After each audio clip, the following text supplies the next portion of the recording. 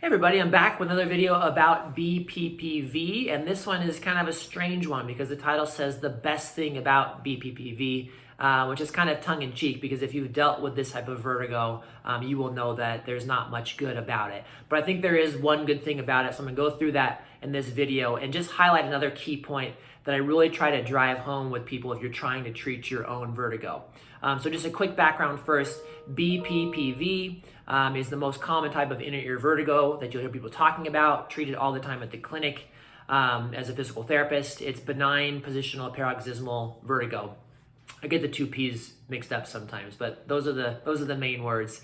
And basically, this is the type of vertigo where you have those little crystals we call otoconia in your inner ear, excuse me. They get into the fluid-filled canals, and basically, in terms of treatment, our goal is to get them out of the canal, back where they belong, which is the utricle, kind of the next door neighbor. So that's your background. So again, not much fun about it. Having the sensation that the room is moving or spinning or tilting is not very fun. But I will tell you, the one good thing about BPPV is that if you understand how to test for it, and we're talking about the two main tests, the Dix-Hallpike test, which I've got a video on that. If you want to see it, I'll link it at the end here. That's testing for posterior canal. And then the supine roll test, which is testing for the horizontal canal variants, which is less common, but you still want to know those things.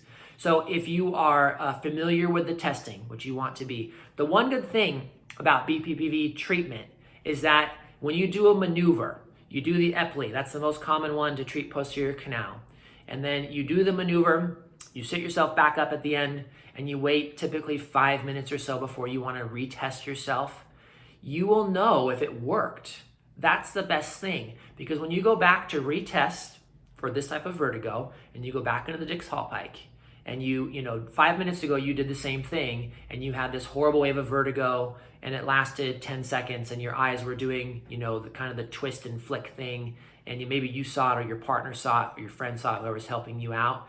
Now you go back to retest again, you're gonna know if it worked. If you're lucky and you got it, you go back and you no longer have the sensation of vertigo, and your eyeballs are no longer doing that funky dance that they do. So that's the nice thing about it.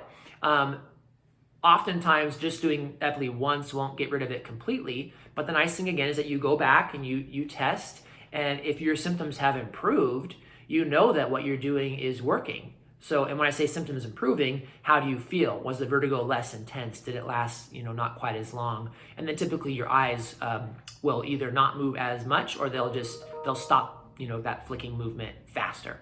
So that's the good thing. You'll know if what you're doing is working.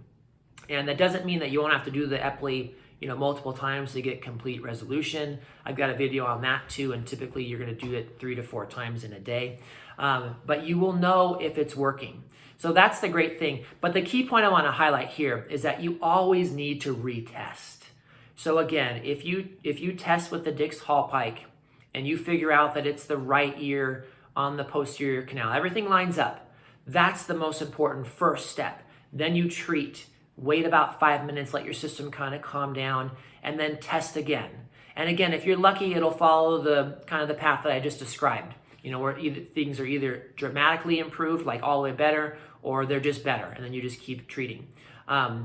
Sometimes, again, I've got videos on this, sometimes you retest, and now your eyes are moving sideways, and you've got horizontal canal. So then you've got to understand what that test means and treat again. But again, as long as you know how to interpret the tests and then treat according to that, which again can be confusing, but if you watch enough of my videos, I'll explain it to you. As long as you know how to interpret the tests, you will know if what you're doing is working. And that might sound weird, but I get a lot of questions. People say, well, I'm doing this, is it working? Is it working? And it's like, the only way you'll know if it's working is if you retest. And I get so many comments and questions on YouTube about this, and I really can't tell if people are testing or not. So so if you're treating your vertigo, please put a comment below. Are you testing before you treat it? Or are you just jumping right into the Epley? I mean, I really don't know what people are doing online. I don't have enough conversations, I guess, with people about it. But again, understand the tests. The tests are super important. And this is common across physical therapy. We always tell our patients, you know, we're going to test something, we're going to treat it, and then we're going to retest to see if it's working. The nice thing again about BPPV is that the results are so immediate. You will know 5 minutes later if what you did worked. That doesn't happen in the rest of physical therapy land. You know, if I'm treating your shoulder or your back, we're going to say, well, in a couple of days, let's see how you feel after the treatment. That's great. In a day or two, let's see how you feel. And then over the course of weeks, hopefully we're getting rid of your problem. With inner ear vertigo, it's almost instantaneous. So again, I say wait 5 minutes because you want things to calm down. So that is the silver lining with vertigo. If you understand the tests and you understand how to treat and retest, you're way ahead of the curve. You've got a good chance of getting rid of this.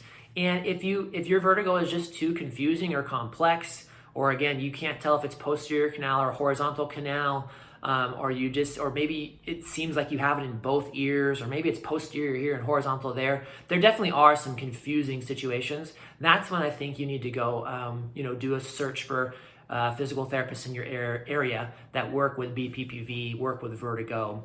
So do some of those keyword searches and find some help. So there you are. I hope this helps. There is a silver lining to treating your own vertigo, your own BPPV, and that's it. Please leave a comment before you go. I'd love to hear from you, hear how you're doing. What you say might help somebody else treat their vertigo. So please don't be afraid to leave a comment. And thank you for watching.